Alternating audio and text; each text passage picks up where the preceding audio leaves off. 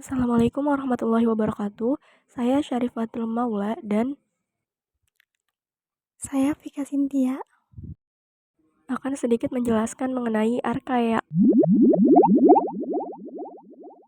Archaea merupakan mikroorganisme kecil yang termasuk dalam kelompok prokaryotik. Artinya, mereka tidak memiliki inti sel seperti sel tumbuhan atau hewan. Mereka sering ditemukan di lingkungan ekstrim seperti mata air panas, laut dalam, dan tempat dengan kadar garam tinggi. Berbeda dengan bakteri, dinding sel archaea tidak mengandung peptidoglikan yang membuat mereka lebih unik. Mereka juga berkembang biak dengan cara aseksual, yaitu dengan cara membelah diri tanpa perlu pasangan. Selain itu, membran sel archaea tersusun dari lipid unik yang berbeda dari organisme lain, membuat mereka lebih tahan terhadap kondisi yang ekstrim. Archaea terbagi dalam beberapa kelompok utama berdasarkan sifat dan lingkungan hidupnya. Yang pertama ada Crenarchaeota. Nama Crenarchaeota berasal dari bahasa Yunani yaitu Crena yang berarti mata air panas atau celah. Kelompok ini dinamai demikian karena banyak anggotanya ditemukan di tempat bersuhu tinggi seperti mata air panas dan kawah gunung berapi. Mereka mampu bertahan dalam suhu ekstrim bahkan hingga di atas 100 derajat Celcius.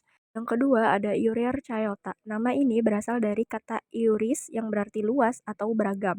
Hal ini karena kelompok ini mencakup berbagai jenis archaea, seperti yang hidup di tempat dengan kadar garam tinggi, misalnya di laut mati, dan menghasilkan gas metana di lingkungan tanpa oksigen seperti di perut hewan ruminansia.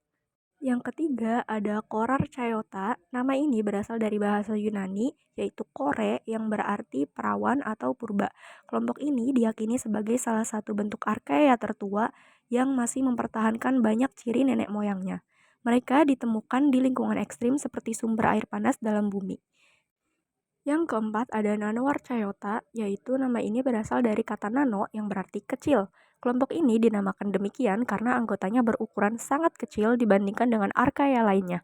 Mereka biasanya hidup sebagai simbion, yaitu bergantung pada archaea lain untuk bertahan hidup.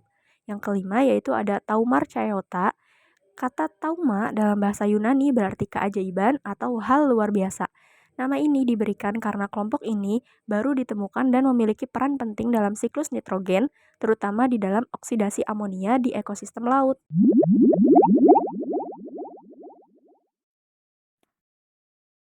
Selanjutnya yaitu ada contoh spesies dan peranannya.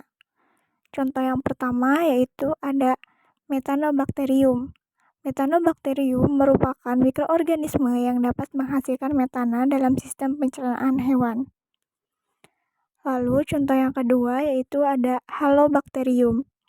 Halobacterium merupakan bakteri yang dapat hidup di lingkungan dengan kadar garam yang tinggi. Karena keunikannya tersebut, Halobacterium banyak digunakan sebagai studi evolusi dan penelitian lingkungan. Selanjutnya yaitu Sulfolabus. Sulfolabus merupakan bakteri termofilik yang dapat hidup di sumber air panas bersifat asam. Sulfolabus dapat menghasilkan enzim termostabil. Yang keempat ada Nitrosopumilus martimus.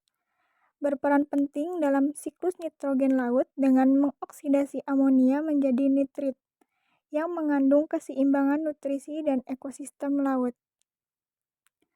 Yang terakhir yaitu Nanoarchaeum equitans.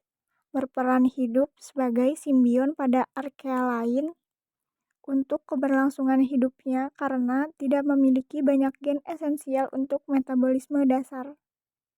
Kesimpulannya, archaea memiliki peran penting dalam ekosistem, baik di lingkungan ekstrim maupun di tempat yang lebih umum seperti tanah dan air. Kemampuan mereka untuk bertahan dalam kondisi yang sangat keras membuat mereka menarik untuk dipelajari lebih lanjut baik dalam bidang evolusi maupun dalam bidang bioteknologi. Sekian dari kami kelompok 9, kurang dan lebihnya kami memohon maaf dan semoga penjelasan yang kami berikan dapat membantu berkontribusi dalam memahami keberagaman mikroba dan peranannya dalam kehidupan sehari-hari. Terima kasih atas perhatiannya. Wassalamualaikum warahmatullahi wabarakatuh.